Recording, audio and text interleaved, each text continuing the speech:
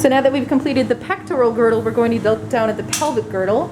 And the pelvic girdle is mostly constituted of the pelvic bone, also called the os coxa, also called the pelvis. And some students have even called it the hip bone, because technically os coxa translates as bone of the hip. So hip bone is acceptable, but probably my least favorite word for this.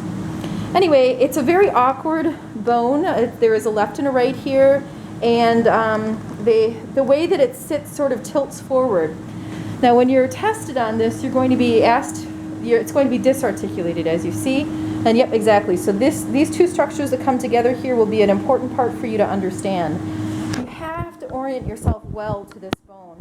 I always actually suggest beginning with this curvature at the back, what we might call, if somebody has a bony butt, this would be the bone that's sticking out of the butt, as opposed to this surface right here. I think that would be a good orienting point for you.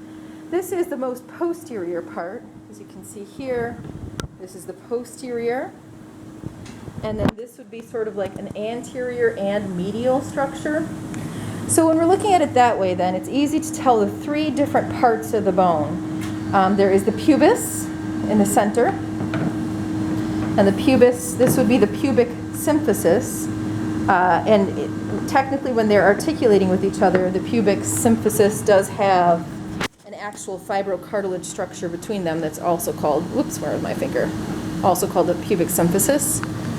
So the pubis, and this is the pubic crest up above. So kind of this central area in here is called the pubis. Lateral to that, and sort of posterior to that, would be the ischium. And the most important structure of the ischium would be the ischial tuberosity, again, kind of the butt, if you will. So here's the ischial tuberosity back here, and then this entire area in here, would be the ischium. So there's kind of your orientation point. I think also as part of the ischium would be the acetabulum, which is the fossa in which the head of the femur would rest. So ischial tuberosity, the acetabulum, and then this entire structure here would be the ischium. Or ischium. Ischium, it's also called ischium. All right, then the last and largest part of the pelvic bone would be the ilium. Remember that ilium is spelled with one L.